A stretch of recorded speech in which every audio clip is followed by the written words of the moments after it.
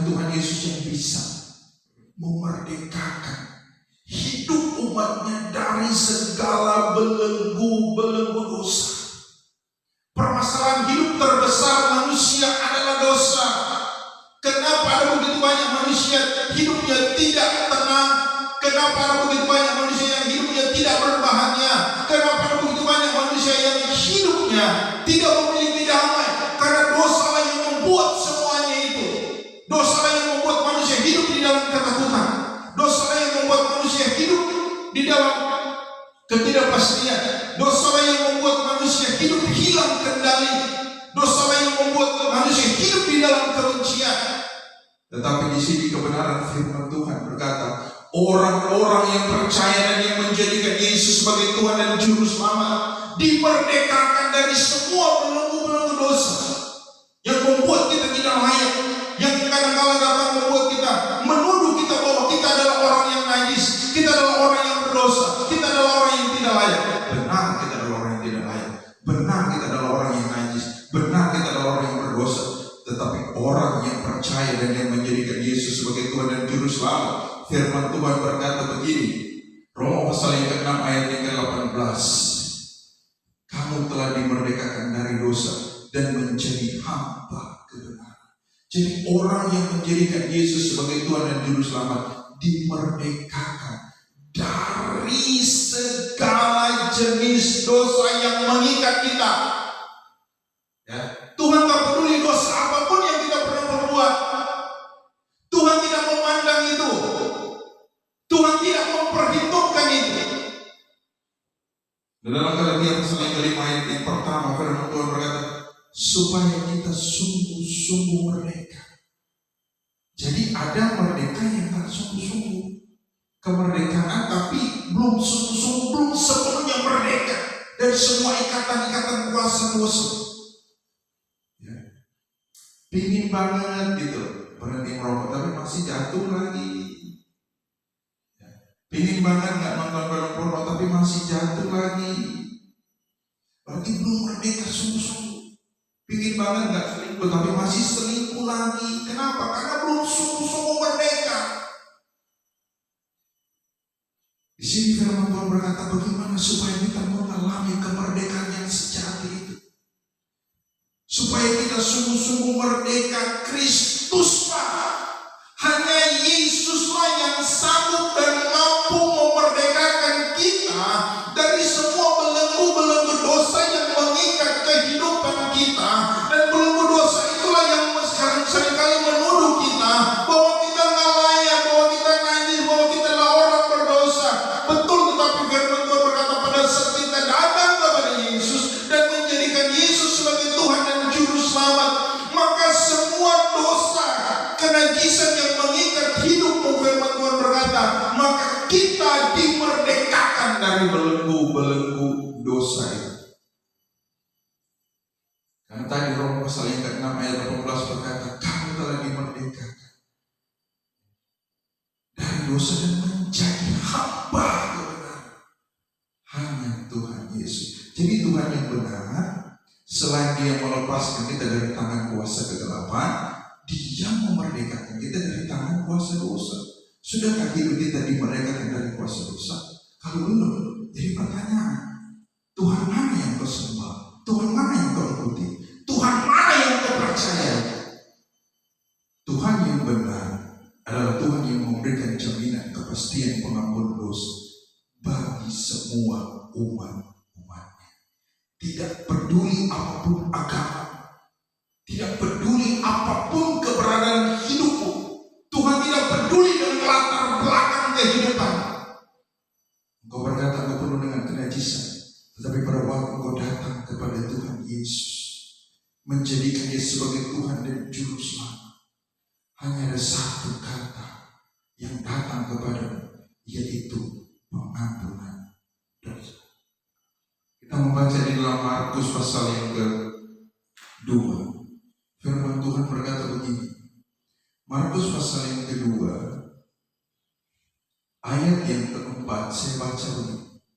Tetapi mereka tidak dapat membawanya kepadanya karena orang banyak. Lalu mereka membuka atap di atasnya Sesudah terbuka, mereka menurunkan tilam. Tempat orang lumpuh itu terbaring. Ayat yang kelima. Ketika Yesus melihat iman mereka, berkatalah ia kepada orang lumpuh itu, "Hai anakku, dosamu sudah diampuni."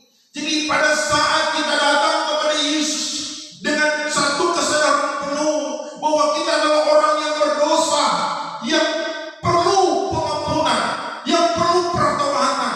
Ketika engkau mengambil keputusan membuka hatimu dan engkau datang kepada Tuhan Yesus dan berkata, "Tuhan, saya orang berdosa."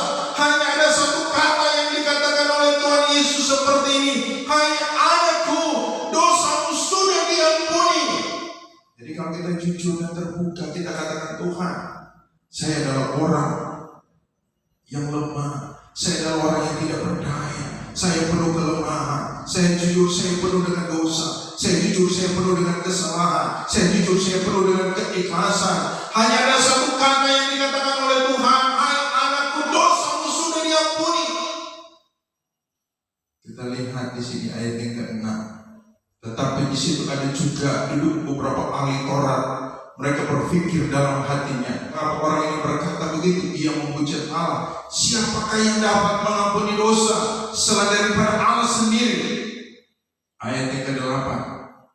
Tetapi Yesus segera mengetahui dalam hatinya bahwa mereka berpikir demikian. Lalu ia berkata kepada mereka, "Mengapa kamu berpikir begitu di dalam hatimu? Kalau dia bukan Tuhan, kalau Yesus bukan Tuhan, dia tidak sanggup dan tidak mampu untuk mengetahui apa yang ada di dalam pikiran. Karena apa yang ada dalam pikiran itu tersembunyi rapat di dalam hati dan pikiran manusia. Tetapi Yesus tahu. Yesus juga tahu apa yang ada dalam pikiran. Yesus tahu juga apa yang ada dalam hati. Yesus tahu segala kegelisahan hidupmu. Yesus mengerti semuanya. Yang Yesus mau engkau datang, tersungkur dan berserah kepada Tuhan Yesus, mengakui bahwa Dia adalah Tuhan. Ayat yang ke-9, firman Tuhan berkata, "Manakah lebih mudah mengatakan kepada orang lumpuh ini, 'Dosamu sudah diampuni,' atau mengatakan, 'Bangunlah, angkatlah tilammu dan berjalanlah'?" Ayat yang ke-10. "Tetapi supaya kamu tahu bahwa di dunia ini Anak Manusia berkuasa mengampuni dosa, berkatalah ia kepada orang lumpuh itu, 'Kepadamu kukatakan, bangunlah, angkatlah ke tempat tidurmu dan pulanglah ke rumahmu.'" Ayat 12.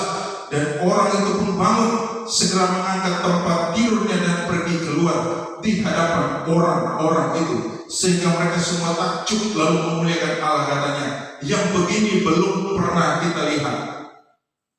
Kalau Yesus hanya seorang manusia, Dia tidak sanggup dan tidak mampu untuk mengampuni dosa. Tetapi di sini membuktikan bahwa Dia adalah Tuhan yang benar, adalah Allah yang benar, dan di dalam Dialah ada hidup yang kekal. Di dalam Yesus ada kepastian pengampunan dosa, kepastian dimerdekakan dari kuasa kegelapan, dan kepastian dimerdekakan dari semua belenggu-belenggu hidup yang mengikat kita. Ini orang ini adalah orang yang diikat oleh belenggu sakit penyakit. Dia hidup di dalam kelumpuhan, tetapi saat dia datang kepada Tuhan Yesus Kristus, Tuhan Yesus mengampuni dosanya dan memerdekakan dia dari kelumpuhan selama itu yang mengikat hidupnya. Begitu juga dengan kehidupan kita. Kalau kita datang kepada Tuhan Yesus dan menjadikan Yesus sebagai Tuhan dan Juru Selamat di dalam hidup kita, sebesar dan seberat apapun pergumulan kehidupan, Tuhan sanggup dan Tuhan mampu untuk menyelesaikannya. Kalau kita datang kepada Tuhan, kalau kita menjadikan Dia sebagai Juru Selamat, dan seberat dan sebesar apapun dosa hidupmu, ketika kau datang kepada Tuhan Yesus dan kau merendahkan diri di bawah kaki salib Kristus, sama seperti ayat yang kelima ini, firman Tuhan berkata, "Hai anakku, dosamu sudah diampuni." Jadi Allah yang benar adalah yang memerdekakan hidup kita, yang memberikan kepada kita kepastian pengampunan dosa. Oleh karena itu, seberat apapun pergumulan hidupmu di hari-hari ini, datanglah kepada Tuhan Yesus, karena Dia adalah Tuhan yang benar. Dia tahu pergumulan, Dia tahu permasalahan, dan permasalahan yang terbesar dalam hidup kita adalah dosa, dan Tuhan Yesus mau menyelesaikan